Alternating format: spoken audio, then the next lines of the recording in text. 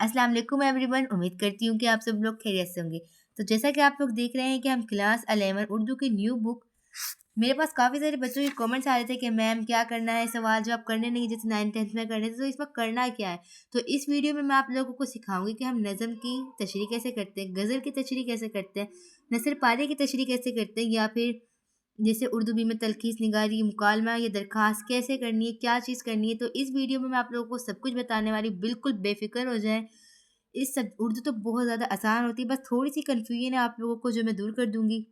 तो सबसे पहले तो हम लोग ये देखेंगे कि आखिर हमारे स्मार्ट सिलेबस में जो आप लोगों के लिए एक बहुत बड़ी अल्लाह अल्लाह की तरफ से नेमत है, खुशखबरी है, क्या-क्या करते हैं हम वो देख लेते हैं। तो आप सबसे पहले यहाँ पे हमें दिया हुआ है हम्द और नात, लेकिन ये आपने दोनों ही करनी है। उसके बाद है इखलाक़ नबी, फ़ाक़ा में रोज़ा, मकातइब गालिब, एक उस्ताद अदालत के कटहरे में और चारपाई।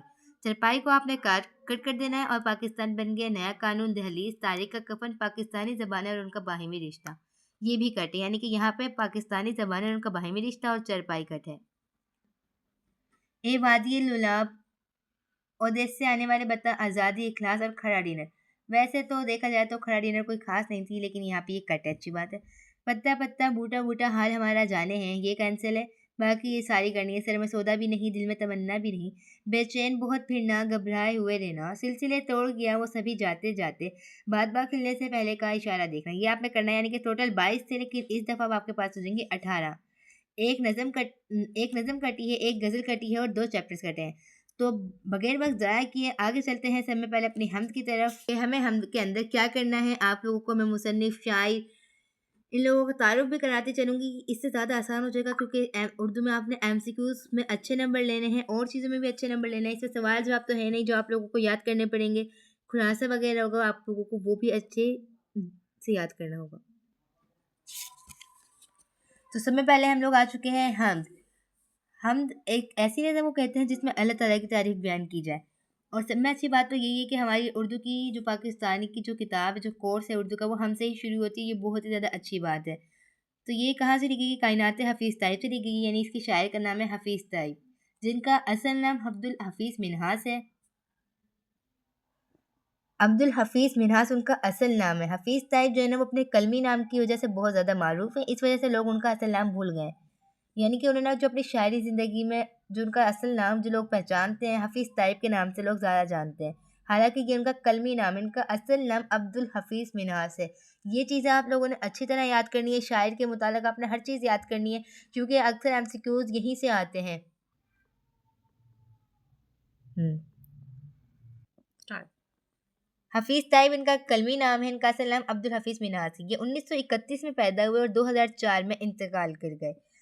तो इसके बारे में आपको बताते चलूँ, इनके वालिद का नाम हाजी चिरागुद्दीन मिन्हास था, जो एक नेक वक़्कार मौल्लम और इमाम व ख़तीब के तौर पर जाने जाते थे। हफ़ीज़ ताइब ने अरबी और फ़ारसी की बुनियादी तालीम अपने वालिद से हासिल करी और मिडल तक, मतलब के जो 8वीं तक थे ना, वो उन्होंने अपने कस्बे के मिडल स्कूल से ही हासिल की थी। तो इनका जो आबाई वतन है तहसील वज़ीराबाद का एक नवाई कस्बा अहमदनगर है। वहाँ से इन्होंने मिडल स्कूल की तालीम हासिल करी। 1947 में मैट्रिक इन्होंने ज़मींदार हाई स्कूल गुजरात से पास की। उसके बाद इन्होंने उसी कॉलेज में ज़मींदार कॉलेज गुजरात में प्री इंजीनियरिंग के क्लास में दाखिला लिया। लेकिन इनका जो ज़्यादातर रुझान था वो शेर व शायरी की तरफ था, इसलिए इन्होंने कॉलेज की तालीम तर्क कर दी और 1947 से 1979 महकमा बरक़ियात और वापटा में मुलाज़मत की करते हुए उन्होंने क्या करा, पंजाब यूनिवर्सिटी के शोबा पंजाबी के साथ मुंसलिक हो गए। उन्होंने उर्दू फ़ासिल और एमए पंजाबी के इम्तहानात पास किए और 2003 तक उन्होंने पंजाब यूनिवर्सिटी के शोबा पंजाबी में कॉन्ट्रैक्ट के तौर पर काम करते रहे। हफ़ीज़ ताइब ने हमारे पाकिस्तान के लिए बेहद खिदमत अंजाम दी हैं। तो 1994 में हुकूमत पाकिस्तान की तरफ से उन्हें तमगा हसन कारकर्दगी अता किया गया और लाहौर में अल्लामा इकबाल टाउन में जो एक मशहूर और लंबी सड़क है, उनका नाम इनसे मंसूब किया गया है। हफ़ीज़ ताइब अब तक 11 शेरी मजमूए छप चुके हैं और वो कायनात हफ़ीज़ ताइब के नाम से कलियात की सूरत में भी शाया हो चुके हैं। मगर शामिल निसाब हमद भी एक आला पाए का कलाम है, जिसमें लफ्ज़ों की तकरार इस तरह की गई है कि ये तकरार लफ्ज़ी हमद की शान बन गई है। चलो, तो नज़म में आप लोगों ने क्या-क्या करना है वो मैं आपको बताते चलूँगी। मैं आपको सिर्फ़ एक ही नज़म, एक ही सबक और एक ही गज़ल समझाऊँगी, क्योंकि सब कुछ एक ही जैसा होगा, बस क्या होगा थोड़ा-सा शायरी डिफ़रेंट होंगे। मैंने आपको सिर्फ़ ये बताना है कि आप लोगों ने करना क्या-क्या है। तो नज़म की बात करेंगे तो आपने इसके शायर का नाम, वो कब पैदा हुआ, कब फ़ौत हुए, उनकी उन्हें कब नवाज़ा गया, यानी कि वो कब फ़ौत हुए, कहाँ पैदा हुए, उनके वालिद का नाम क्या है, मतलब उनके तौर पे एमसीक्यूज़ अच्छी तरह याद करना है। आपने ये याद करना है इनका माखज़ क्या है, कायनात हफ़ीज़ ताइबी कहाँ से ली गई है, हम नज़म किस कौन-सी शायर की है। अच्छा, अब बिना वक़्त ज़ाया करे मैं आप लोगों को बताती चलूँ कि जो फर्स्ट ईयर और सेकंड ईयर होती है ना, उसमें जो नज़म आती है ना, उसके 2 शेर आते हैं, मतलब एक ही नज़म में से 2 शेर, जिसका मतलब किसका निज़ाम रहनुमा है उफ़क़ उफ़क़, किसका दमाम गूँज रहा है उफ़क़ उफ़क़। ये तो एक शेर हो गया यहाँ तक। दूसरा शेर शान जलाल किसकी अया है जबल जबल, रंग जमाल किसका जमा है उफ़क़ उफ़क़। ये 2 हो गए, यानी कि 2 शेर आएँगे नज़म के। आपको दोनों ही एक साथ करने होंगे। अक्सर बच्चे इसमें बहुत ज़्यादा कन्फ्यूज़ हो रहे होते हैं कि दोनों शेर हम कैसे कर सकते हैं, एक साथ तशरीह कैसे कर सकते हैं। तो बिना वक़्त ज़ाया करे मैं आपको दस्ते पे समझाऊँगी कि कैसे कर सकते हैं। बिल्कुल मैं बोर्ड वाला पैटर्न लूँगी ताकि आप लोगों को ईज़िली तौर पर समझ में आ सके और बच्चों को कोई भी कन्फ्यूज़न बाकी ना रहे। अगर फिर भी कोई कमी पेशी रह जाती है तो आप मुझसे व्हाट्सएप नंबर पर कॉन्टैक्ट कर सकते हैं, कमेंट्स में पूछ सकते हैं या इंस्टा, यूट्यूब, टिकटॉक जहाँ मर्ज़ी आए पूछ सकते हैं। तो समझने के लिए आप लोग समझे कि हमारा जो सवाल नंबर 1 है वो है कि नज़म के अशआर की तशरीह करें। तो हमें 2 अशआर दिए हुए हैं, जैसे हमज़ के 2 अशआर पहले थे। वैसे ज़रूरी नहीं कि बोर्ड वाले जो हैं वो आपको 2 ही पहले देंगे, नहीं ऐसा नहीं हो सकता, पहले के साथ आखिर दे सकते हैं। मतलब कुछ भी कर सकते हैं, लेकिन एक नज़म से 2 शेर लेंगे और आपको दोनों की तशरीह साथ करनी है। तो बिना वक़्त ज़ाया करे आगे चलते हैं। तो फ़िलहाल अभी हम इन 2 शेर का मतलब 2 शेर की तशरीह करेंगे। तो आपने तशरीह करते हुए ये दोनों शेर कैसे लिखने हैं मैं आपको अभी बता रही हूँ लिखते हुए। तो जो आपको पेपर मिला उसके अंदर 2 शेर दिए हुए थे, किसका निज़ाम रहनुमा है उफ़क़ उफ़क़, किसका दवाम गूँज रहा है उफ़क़ उफ़क़। शान जलाल किसकी आया है जबल जबल, रंग जमाल किसका जमा है उफ़क़ उफ़क़। तो अशार की तशरीह करने से पहले आप लोगों ने ये 2 शेर इस तरह लिखने हैं, बिल्कुल दोनों साथ होने चाहिए। इसके बाद आपने लिखना है नज़म का उन्वान, और ये बात आप लोग बिल्कुल नहीं भूलना है कि जो नज़म को लिखने वाला होता है उसको शायर कहते हैं और जो सबक को लिखता है उसको मुसन्निफ़ कहते हैं और जो गज़ल लिखता है वो भी शायर होता है। जो चीज़ मैं मार्कर से लिख रही हूँ वो मार्कर से लिखनी है और जो चीज़ मैं पेन से लिख रही हूँ वो पेन से लिखनी है। नज़म का उन्वान और शायर का नाम हमने पेन से लिखना है। और इस बात का तो ख़ास तौर पे ख़्याल रखना है कि शायर अपना मतलब जो शायरी में नाम इस्तेमाल करता है वो कलमी नाम इस्तेमाल करता है या असल नाम। अब देखो जैसे कि हफ़ीज़ ताइब, इनका ये कलमी नाम है। इन्होंने अपनी शायरी में अपना असली नाम इस्तेमाल नहीं करा बल्कि अपना कलमी नाम इस्तेमाल करा हफ़ीज़ ताइब। तो यहाँ के नहीं के ये नज़म हम उनकी है तो इसलिए हम उनका कलमी नाम ही लिखेंगे। तो आप लोगों को पता है शेर लिख लिया, नज़्म का उन्वान लिख लिया, शायरी का नाम लिख लिया। उसके बाद क्या आएगा? उसके बाद मफ़हूम आएगा। मफ़हूम आपने दोनों का अलग-अलग नहीं लिखना,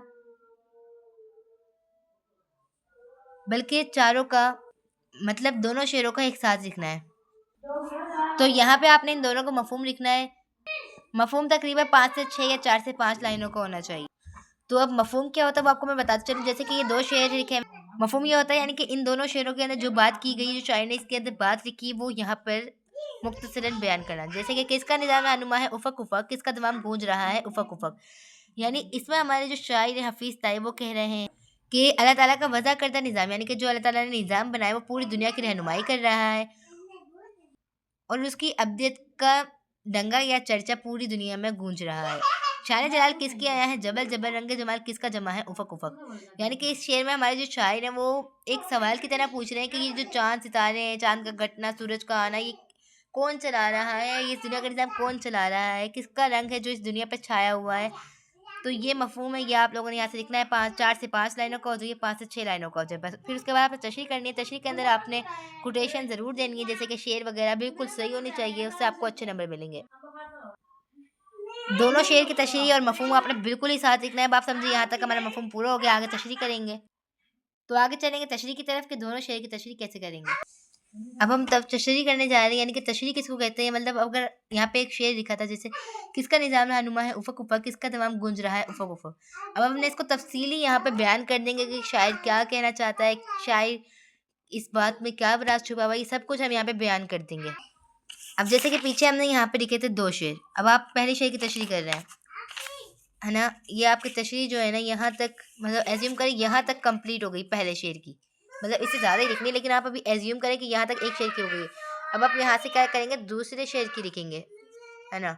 दूसरे शेर में शायर ये फलाँ-फलाँ जो भी कह रहा है वो कह रहा है ना? तो आपने यहाँ पे कोई मार्कर इस्तेमाल नहीं करना, ना ही कोई शेर आपने यहाँ पे लिखना है। बस आपने पैराग्राफ बनाते हुए जाना है। पहले शेर की जो मतलब पहले शेर की जो आप तशरीह कर रहे हैं उसके अंदर आपने शेर डालना है, कोटेशन डालनी है, दूसरे की अलग डालनी है, वो मार्कर से डालना है आपने। लेकिन आपने दूसरे शेर के बारे में आप जो लिखेंगे वो भी आप पेन से ही लिखेंगे। तो ये था नज़म की तशरीह करने का तरीका। आपने सिर्फ इसमें क्या करना है, तशरीह करनी है, एमसीक्यूज़ करने हैं और शायरी के मुताबिक आप लोगों ने पढ़ कर आना है सिर्फ। इसमें आपने ये जो मुख्तसर इन्होंने सवाल दिए हैं, इसमें सिर्फ आपने इन्हें एमसीक्यूज़ के तौर पर देखना है, सब कुछ आपने एमसीक्यूज़ के तौर पर देखना है। तशरीह और शायर का जो तारुफ है, ये आप लोगों ने अच्छी तरह देखना है सिर्फ। तशरीह करने का तरीका मैंने आप लोगों को बता दिया, उम्मीद करती हूँ समझ में आ गया होगा। अब चलेंगे गज़ल की तशरीह की तरफ। तो जैसा कि हमारी पहली गज़ल पत्ता पत्ता बूटा बूटा हाल हमारा जाने है कटी हुई है, तो इसलिए हम दूसरी करेंगे सर में सौदा भी नहीं दिल में तमन्ना भी नहीं। ये आप लोगों ने पहले पढ़ी हुई, लेकिन ये उसका मतलब आगे वाला हिस्सा है, वो वहाँ पे कंप्लीट नहीं हुई थी फराग गोरखपुरी का। बिना ताख़ीर किए चलते हैं अपनी मंजिल की तरफ। तो गज़ल को भी आप गज़ल में भी आपने शायर का तारुफ देखना है। जैसे फराग गोरखपुरी 1896 में पैदा हुए और 1982 में फ़ौत हो गए। उनका असल नाम रघुपति सहाय था, जबकि फराग उनका तखल्लुस था। गोरखपुर इंडिया में पैदा हुए। उनके वालिद मुंशी गोरखपुर शाद एक तालीम याफ्ता शख्स थे और उनका पेशा वकालत था। तो यहाँ पे भी आप लोगों का तारुफ अच्छी तरह देखना है एमसीक्यूज़ के तौर पे। आगे उनकी मतलब शेर गज़ल की तशरीह करनी है। ये बात याद रखना, गज़ल का उन्वान नहीं होता और गज़ल के हर शेर की तशरीह अलग होती है। तो ये कहाँ से ली गई है, कलियात फ़राक से। इसमें भी आपने जो सवाल है वो आपने एमसीक्यूज़ के तौर पे देखना है। ये सब कुछ आपने एमसीक्यूज़ के तौर पे करना है, सब कुछ। यहाँ पे आपने सिर्फ क्या करना है, तशरीह पे तवज्जो देनी है और शायर की तारुफ पे ज़्यादा तवज्जो देनी है। तो जैसा कि मैंने आपको भी बताया कि गज़ल का कोई तारुफ नहीं हो, मतलब तारुफ करिए, कोई उन्वान नहीं होता है गज़ल का, और इसके हर शेर की तशरीह अलग अलग होती है। तो यानी कि यहाँ पर हमें जो इसकी तशरीह करनी है वो भी अलग करनी है, यानी कि इस शेर की तशरीह अलग करनी है, इसकी अलग करनी है, इसकी अलग, इसकी अलग, इसकी अलग, इसकी अलग, इसकी अलग, सबकी अलग करनी है। मतलब गज़ल का सिर्फ एक ही शेर की तशरीह करनी है, जिसे आमतौर पर हम लोग करते हैं। तो ये तो बहुत ज़्यादा ईजीली थी। तो जैसा कि मैंने अभी आप लोगों को बताया था कि गज़ल की हर शेर की तशरीह अलग अलग होती है। तो इसके सर में सौदा भी नहीं, दिल में तमन्ना भी नहीं, लेकिन इस तरह के मोहब्बत का भरोसा भी नहीं।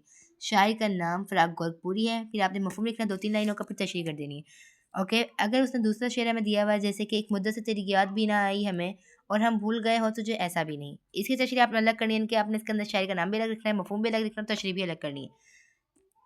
ओके, तो ये थी गज़ल की तशरीह। अब चलते हैं नसर पाली की तशरीह की तरफ, क्योंकि टाइम बहुत ज़्यादा शॉर्ट है और हमें जल्दी-जल्दी सब चीज़ें कवर करनी है। तो हम एक ही वीडियो में ये सब कुछ कवर कर लेंगे इंशाल्लाह, और उम्मीद करूँगी कि आप लोगों को समझ में आ जाएगी। अगर आ जाएगी तो मुझे बहुत ही ज़्यादा खुशी होगी कि मेरी वीडियो कुछ बच्चों के लिए तो अच्छी ही लगेंगी, क्योंकि ज़रूरी थोड़ी है कि सब लोगों को ही मेरी वीडियो पसंद आए, ऐसा थोड़ी होता है। मतलब जिनको भी पसंद आएगी मुझे बहुत ही अच्छा लगेगा। तो स्टूडेंट्स, नसर पारों की तशरीह की तरफ बढ़ते हुए हमारे पास जो चैप्टर आ रहा है वो है इखलाक़ नबी, जो हमारे मुसन्निफ़ है शिबली नुमानी ने लिखा है। तो बगैर वक्त ज़ाया किए आगे चलते हैं। तो इखलाक़ नबी के अंदर आप सल्लल्लाहु अलैहि वसल्लम के बारे में है। तो जैसा कि आपको पता है कि नसर पारा क्या होता है, उसमें आपको एक इबारत दी जाती है छोटी सी, जैसे इखलाक़ का सबसे मुकद्दम, यहाँ से लेके ज़द नहीं हो सकती, यहाँ तक आपको एक पैराग्राफ दे देंगे जिसको आपने करना होगा। तो ये हमारे पास मौलाना शिबली नुमानी ने लिखा था, जो 1914 में 1857 में पैदा हुए और 1914 में फ़ौत हो गए, जो कि मौज़ा बंदूल ज़िला आज़मगढ़ में पैदा हुए थे। जैसा कि आप लोगों को पता है कि आपने शायर का जो मतलब तारुफ है वो आप लोगों ने अच्छी तरह याद करना है एमसीक्यूज़ के तौर पे। यहाँ पे भी आपको नसर पारा की तशरीह करनी है, खुलासा करना है, एमसीक्यूज़ वगैरह करने हैं, और यहाँ पे सवाल जवाब है वो आप लोगों ने एमसीक्यूज़ के तौर पे देखना है। ये सब कुछ आपने एमसीक्यूज़ के तौर पे करना है। ग्रामर को तो आप लोग बिल्कुल नहीं भूलना, क्योंकि आपके जो एमसीक्यूज़ है वो ग्रामर में से भी आएंगे। तो उसके लिए मैं आप लोगों के लिए अलग वीडियो बना दूंगी। ये सब कुछ आपने यहाँ पे एमसीक्यूज़ के लिए तौर पर करना है। सिर्फ आपने सबक में क्या करना है, 3 चीज़ें करनी है। एक, नसर पारों की तशरीह, इस चैप्टर मतलब किसी भी चैप्टर का सबक का खुलासा करना है, और शायर का तारुफ देखना है एमसीक्यूज़ के तौर पर। तो आप लोगों ने एमसीक्यूज़ के तौर पर इसका तारुफ याद कर लेना कि हर चैप्टर का ऐसे ही करना है। जैसे मैं आपको बताती जा रही हूँ ना, मैं आप लोगों को सिर्फ एक ट्रॉमा दे रही हूँ, ताकि आप लोगों को पता चल जाए कि आपने चैप्टर्स में क्या करना है, नज़म्स में क्या करना है, गज़ल में क्या करना है। तो अब बताती हूँ कि इसकी नसर पारा की तशरीह कैसे करते हैं। तो हम एक पैराग्राफ ले लेते हैं, इखलाक़ का सबसे मुकद्दम से मदवाते अमल है यहाँ तक। तो उसको अपने पेपर में कैसे हल करना है, तो जैसे कि मैंने आपको बताया कि अभी हमने क्या लिया है, एक यहाँ तक लिया है, इखलाक़ का सबसे, यहाँ से लेकर आपने बीच में डॉट लगा देना है और इस लाइन को थोड़ा सा ऊपर कर देना है, वो मैंने जल्दी जल्दी में यहाँ कर दिया था। तो ये आपने इबारत लिख देनी है। सबक का उन्वान, मुसन्निफ़ का नाम, माखज़ और सिन्फ़। सबक का उन्वान, मुसन्निफ़ का नाम मतलब जो सबक लिखता है उसे मुसन्निफ़ कहते हैं। माखज़, ये चैप्टर कहाँ से अख़ज़ किया गया है। सिन्फ़ यानी कि ये चैप्टर किस बिना पर लिखा गया है, इसके अंदर किस चीज़ का बयान है या ये क्या है। सियाक़ व सबाक़ लिखते हैं। सियाक़ व सबाक़ का मतलब ये है कि इस सबक के अंदर आप लोग क्या क्या चीज़ें अहम थी आप लोगों ने वही लिखनी है। मतलब तशरीह से आपने इसे थोड़ा सा कम ही लिखना है, वरना अक्सर बच्चे बच्चे क्या करते हैं, सियाक़ व सबाक़ ज़्यादा लिख देते हैं, तशरीह उनकी कम होती है, उनका हाथ थक जाता है। तो जैसा कि ये सब कुछ मार्कर से, तो ये सब कुछ आपने मार्कर से करना है। तो ये थी हमारी नसर पारों की तशरीह, आप लोग देख सकते हैं। बिल्कुल आप लोगों ने इस तरह करना है। उम्मीद करूँगी कि आप लोगों को ये भी अच्छा लगा होगा, आप लोगों को आसानी से समझ में आ गया होगा कि नसर पारों की तशरीह कैसे करते हैं। ये बिल्कुल भी मुश्किल नहीं था। अब चलते हैं खुलासे की तरफ कि सबक का खुलासा कैसे करते हैं। तो आपके पास सवाल आ जाता है कि अखलाक नबी का खुलासा लिखें, तो आप कैसे लिखेंगे? वो मैं आपको इसी वीडियो में बताऊँगी। तो इस अखलाक नबी का जो खुलासा है वो हम ऐसे लिखेंगे, सबक का उन्वान, मुसन्निफ़ का नाम, खुलासा, 1.5 पेज का आपने तकरीबन लिखना है। जब वो एंड होने वाला हो तो आपने वहाँ पे लिखना है माकस। तो इस तरह हमने खुलासा लिखना है कि सबक का उन्वान लिखा है, कि मुसन्निफ़ का नाम शिब्ली नुमान ने खुलासा लिख लिया 1.5 पेज का। तो उसके बाद माकस लिखेंगे, सीरत नबी जल्द 2। किसी भी सबक का ऐसे ही करना होता है खुलासा। तो ये हो गया हमारी उर्दू ए, कंप्लीट हो चुकी है। इसमें मैंने आपको बता दिया कि क्या-क्या करना। तो ये तो बहुत ही ज़्यादा आसान हो गया कि आप लोगों को पता चल गया कि नज़म की तशरीह कैसे करनी है, गज़ल की कैसे करनी है, नसर पारों की कैसे करनी है, खुलासा कैसे करना है और क्या-क्या आप लोगों ने इसके अंदर करना है, वो मैंने आपको सब कुछ बता दिया है। तो अब चलते हैं उर्दू बी की तरफ। तो जैसा कि आपका सवाल आ जाता है कि दो के बहन भाइयों के दरमियान मुकालमा लिखे वक्त की पाबंदी के मौजू पर। तो आप लोगों ने सबसे पहले लिखना है तमती मंजरनामा, मतलब कि आपने लिखना है थोड़ा सा मंजर। जैसे अहमद बाहर से क्रिकेट खेल कर घर आता है, उसकी बहन हादिया उसे देखती है और उससे यूं हम कलाम होती है। तो सबसे पहले आपने सलाम और वालेकुम अस्सलाम दोनों को ही मार्कर से लिखना है। जैसे अहमद कहता है अस्सलाम वालेकुम, हादिया वालेकुम अस्सलाम, कितनी रात गई, कहाँ से तशरीफ ला रहे हैं जनाब। तो इस तरह आपने उन दोनों के नाम को हाईलाइट करना है मार्कर से। बाकी जो मैंने पेन से लिखा वो आपने सब कुछ पेन से ही करना है। इससे एक अच्छा असर पड़ेगा चेकर पर। अक्सर बच्चों के कमेंट्स आ रहे थे कि मैम बताएं कि हमने जो मुकालमे में है उसमें शेर डालने हैं, कोटेशन डालनी है, क्या करना है क्या नहीं करना है। तो वो मैंने बता दिया, देखिए मैंने यहाँ पे डाली है।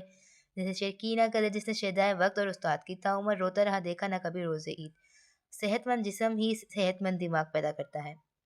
तकरीबन आपका जो मुकालमा है वो जो है 2 पेज का होना चाहिए। मैं तुझको बताता हूँ तकदीर उमम क्या है, शमशीर सुना अव्वल ताउसर रुबा बाकी। जैसे कुछ इंपॉर्टेंट वर्ड आ जाते हैं जैसे पीएसएल, तो ये आप लोगों ने हाईलाइट कर देने हैं। अल्लाह हाफिज़ और अल्लाह हाफिज़ दोनों की तरफ से ही आपने मार्कर सीखना है और आखिर में आपने इख्तितामी मंजरनामा लिखा है। जैसे अहमद और हादिया अपने अपने कमरों की तरफ रवाना होते हैं। तो ये था हमारा मुकालमा। हमने इसको 2 ही पेज का करा है। आप देख सकते हैं कि 2 पेज किस तरह है। यहाँ से स्टार्ट हमने किया, ये और फिर ये। तो ये तो मैंने आप लोगों को बता दिया मुकालमा। ये था 2 बहन भाइयों के दरमियान। जैसे कि ये बहुत ज़्यादा इंपॉर्टेंट है मुकालमा, 2 दोस्तों के दरमियान इम्तिहान की तैयारी से मुताल्लिक़। इसके हवाले के अशआर देख लें, क्योंकि काफ़ी बच्चों ने मुझसे इसके अशआर मांगे थे व्हाट्सएप नंबर पे। तो आप क्यों ना उनके साथ साथ आप लोगों को भी फ़ायदा हो जाए। गाफिल तुझे देता है घड़ियाल बना दी, गर्दों ने घड़ी उम्र की एक और घटा दी। कीना कदर जिसने शेदाए वक्त और उस्ताद की, ताउम्र रोता रहा देखा ना कभी रोज़े ईद। जिगर का खून पीते हैं ये इम्तिहान जालिम, कभी सामाही कभी शशमाही कभी कमबख्त सालाना। जिनके किरदार से आती हो सदाकत की महक, उनकी तदरीस से पत्थर भी पिघल सकते हैं। तो ये चारों शेर आपको उसमें डाल सकते हैं, या फिर अगर आपको आता है कोई अच्छा सा तो आप वो भी डाल सकते हैं। तो जैसा कि आप लोगों को पता है कि मुकालमे के साथ उर्दू बे में क्या आती है, दरखास्त और तलखीस निगारी आती है। अब तलखीस क्या होती है वो मैं आपको बताती चलूँगी कि वो एक छोटा सा पैराग्राफ दे देते हैं, जिसको मतलब एक पैराग्राफ देते हैं जिसको आपको मुख्तसरन बयान करना होता है और उसके उन्वान लिखने होते हैं। जैसे कि ये दोस्ती के बारे में तो आप लिख सकते हो कि 2 दोस्तों की यारी, ऐसे करके आपने उन्वान लिखने होते हैं जैसे आप कम्प्रीहेंशन में करते थे इंग्लिश में 9th क्लास में। तो ये सेम वैसे ही है। इसमें पैराग्राफ दिया जाएगा, इसमें कोई सवाल नहीं पूछेंगे आपसे, बल्कि सिर्फ़ आपको एक पैराग्राफ देंगे। उसमें आपको उसका उन्वान लिखना होगा खुद चूज़ करके। आप 2 लिख सकते हो, 3 लिख सकते हो, जितनी मर्ज़ी आपको आता है आप उतने उन्वान लिख सकते हो, लेकिन सही होने चाहिए। और आपको उसका जो है थोड़ा-सा मफ़हूम का मतलब उसे मुख्तसरन बयान करना होगा। तो बिना वक़्त ज़ाया करे बताती हूँ कि वो भी कैसे राइट करते हैं तलख़ीस निगारी। आप लोग देख सकते हैं कि यहाँ पे लिखा हुआ तलख़ीस अरबी ज़बान का लफ्ज़ है जिसके लग़वी मायने खुलासा करना, खुलासा पाक व साफ़ करना या फिर किसी भी चीज़ को मुख्तसरन बयान करना वग़ैरह है।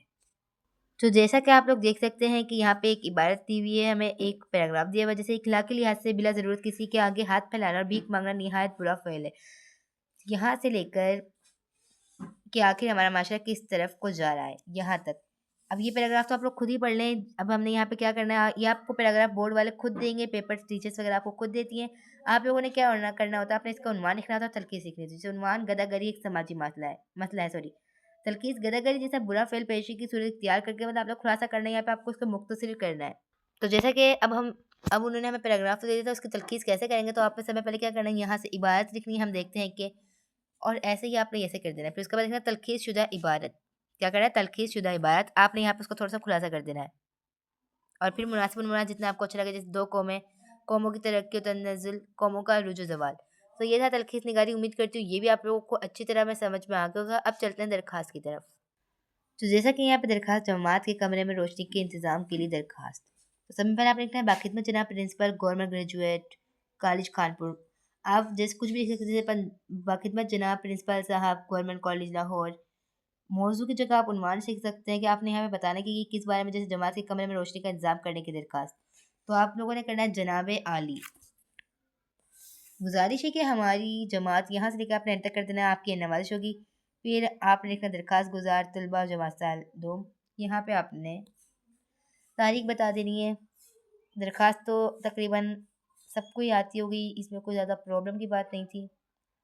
अगर कुछ बच्चे जो मुकालमा नहीं कर सकते वो रवात कर सकते हैं। अब रवात क्या होती है? मजमून की तरह होती है वो। ये देखेंगे एक मजमून की तरह है, ये रवात है। मतलब आपको टॉपिक देंगे सालाना कौमी सीरत कॉन्फ्रेंस इस्लामाबाद की रवात लिखें, तो आप लोगों ने ये करनी होगी। जैसे एक तफरी मकाम के सैर की रवात, जो मुकालमा नहीं कर सकते वो ये कर लें, ये ज़्यादा आसान हो जाएगी क्योंकि इसको एक दफ़ा पढ़ना और मजमून की तरह याद हो जाएगी। तो गाइस उम्मीद करती हूँ कि आप लोगों को सब कुछ इजीली तौर पर समझ में आ गया होगा। अगर फिर भी कोई शक या फिर कोई प्रॉब्लम हो तो आप कमेंट्स करके पूछ सकते हैं, व्हाट्सएप नंबर पर कांटेक्ट कर सकते हैं। उम्मीद करती हूँ फिर भी आप लोगों को समझ में आ गया होगा।